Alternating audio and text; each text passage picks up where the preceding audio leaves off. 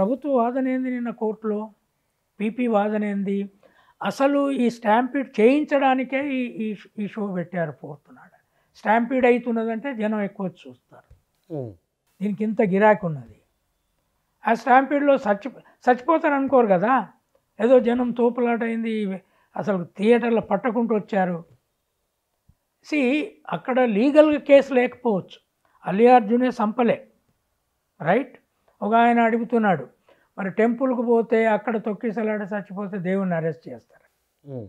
అదే చేయదు. అల్లు అర్జున్ మీద కూడా నేరంగా డైరెక్ట్ కేసు లేదు.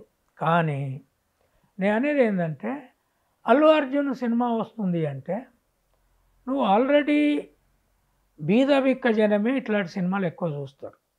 వీళ్ళకు టికెట్లు పెంచే అప్లికేషన్లు మీరు పెట్టుకుంటారు, ప్రభుత్వము డబుల్ ధర పెంచుతుంది ఆంధ్రప్రదేశ్లో.